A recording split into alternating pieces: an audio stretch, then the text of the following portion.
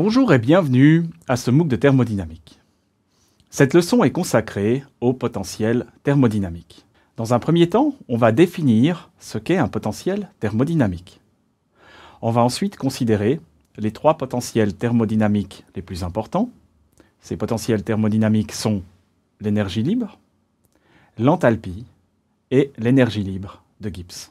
On appelle potentiel thermodynamique toute fonction extensive qui est obtenue par transformation de Legendre de l'énergie interne.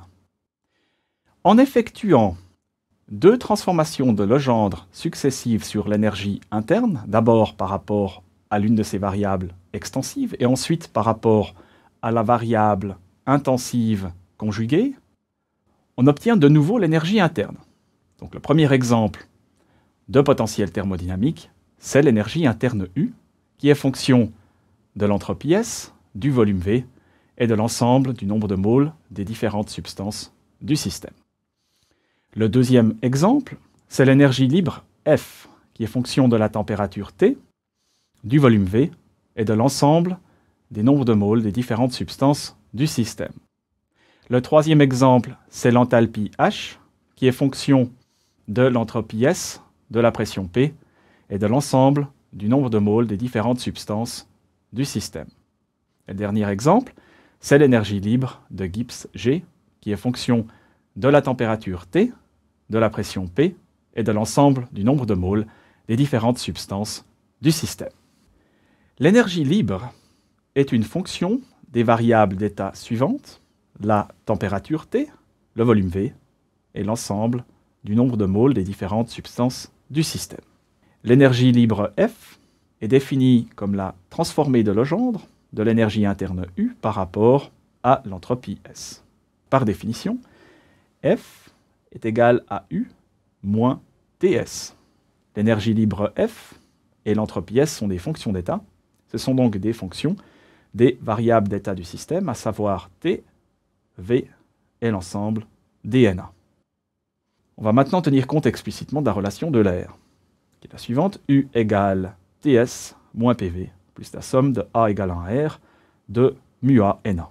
Et on va substituer cette relation de l'air dans l'expression de l'énergie libre F. Le terme en TS se simplifie avec le terme en moins TS, et au final, on obtient l'expression suivante pour l'énergie libre.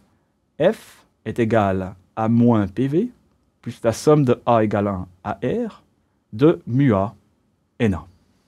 On aimerait maintenant obtenir une expression explicite pour la différentielle de l'énergie libre. L'énergie libre F est égale à U moins TS.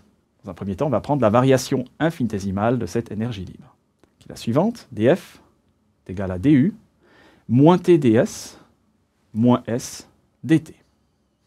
Et c'est là qu'on va tenir compte explicitement de la relation de Gibbs. du est égal à TdS moins P dV plus la somme de A égale 1 à R de mu A dNA. Et cette relation de Gibbs, on va la substituer dans l'expression de la variation de l'énergie libre. Et au final, on obtient l'expression de la différentielle de l'énergie libre. dF est égal à moins S dt moins P dV plus la somme de A égale 1 à R de mu A dNA. À l'aide de cette expression de la différentielle de l'énergie libre, on va pouvoir obtenir des expressions explicites pour les grandeurs qui sont conjuguées aux variables d'état du système. Ces grandeurs sont des fonctions d'état. Ce sont donc des fonctions de T, V et de l'ensemble dNA. La première grandeur, c'est l'entropie S.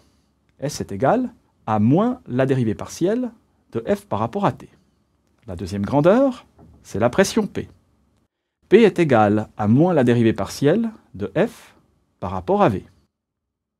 Et la troisième grandeur, c'est le potentiel chimique mu A de la substance A, qui est égal à la dérivée partielle de F par rapport à NA. L'enthalpie est une fonction des variables d'état entropie S, pression P, et de l'ensemble des nombres de moles des différentes substances chimiques du système. L'enthalpie H est définie comme la transformée de Legendre de l'énergie interne U par rapport au volume V. Par conséquent, H est défini comme U plus PV. L'enthalpie H et le volume V sont des fonctions d'état. Ce sont donc des fonctions des variables d'état du système, c'est-à-dire S, P et l'ensemble des NA. On va maintenant tenir compte explicitement de la relation de l'air. U est égal à Ts moins PV, plus la somme de A égale à R de mu A NA. Et cette relation, on va la substituer dans l'expression de l'enthalpie H. Et au final, on obtient l'expression suivante. H est égal à Ts plus la somme de A égale à R de mu A NA. On veut maintenant obtenir une expression explicite pour la différentielle de l'enthalpie. On fait donc une variation infinitésimale de l'enthalpie. L'enthalpie H est égale à U plus PV. Et donc la variation infinitésimale de l'enthalpie, dH, est égale à du plus PdV plus V dP. On doit tenir compte de la relation de Gibbs, qui est la suivante. du est égal à T ds moins P dV, plus la somme de A égale à R de mu A dNA. Cette relation de Gibbs, on la substitue dans l'expression de la variation infinitésimale de l'enthalpie. Et au final, on obtient une expression pour la différentielle de l'enthalpie qui est la suivante. dH est égal à T ds plus V dP, plus la somme de A égale 1 à R de mu A dNA. À l'aide de cette différentielle de l'enthalpie, on peut maintenant déduire des expressions pour les grandeurs qui sont conjuguées aux variables d'état du système. Ces grandeurs, c'est la température T, le volume V et le potentiel chimique mu A de la substance A. Ces grandeurs, c'est des fonctions d'état. C'est donc des fonctions des variables d'état du système, à savoir S, P et l'ensemble des NA. La température T est égale à la dérivée partielle de H par rapport à S. Le volume V est égal à la dérivée partielle de H par rapport à P. Le potentiel chimique mu A de la substance A est égal à la dérivée partielle de H par rapport à NA. L'énergie libre de Gibbs est une fonction des variables d'état température T, pression P, et de l'ensemble des nombres de moles des différentes substances du système. L'énergie libre de Gibbs G est définie comme la transformée de Legendre de U par rapport à l'entropie S et au volume V. G, par définition, c'est U moins Ts plus PV. Compte tenu de la définition de l'énergie libre F et de l'enthalpie H, G est égal à F plus PV ou alors à H moins Ts. L'énergie libre de Gibbs G, l'entropie S et le volume V sont des fonctions d'état. Ce sont donc des fonctions des variables d'état du système, à savoir T, P et l'ensemble des NA. On tient maintenant compte explicitement de la relation de l'air, qui est la suivante. U égale Ts moins PV, plus la somme de A égale à R de mu A NA. On substitue cette relation dans l'expression de l'énergie libre. Le terme en Ts se simplifie avec le terme en moins Ts. Le terme en moins PV se simplifie avec le terme en PV.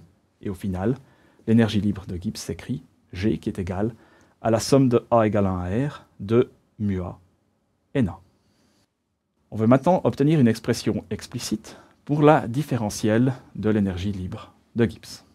Donc on va faire la variation infinitésimale de cette énergie libre de Gibbs, G, qui est égale à U moins Ts plus PV. Donc cette variation infinitésimale nous donne l'expression suivante.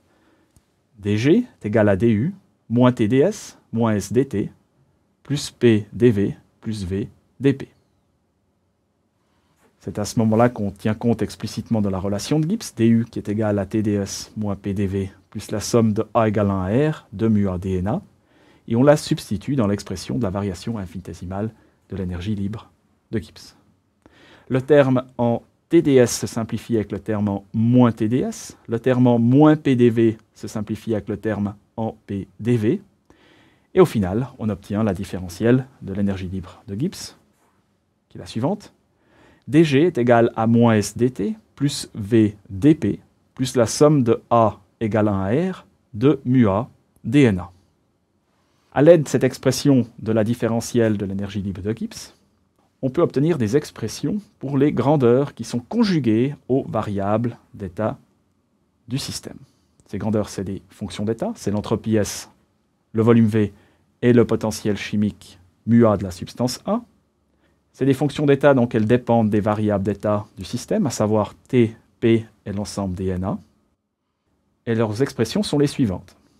S est égal à moins la dérivée partielle de G par rapport à T. V est égal à la dérivée partielle de G par rapport à P.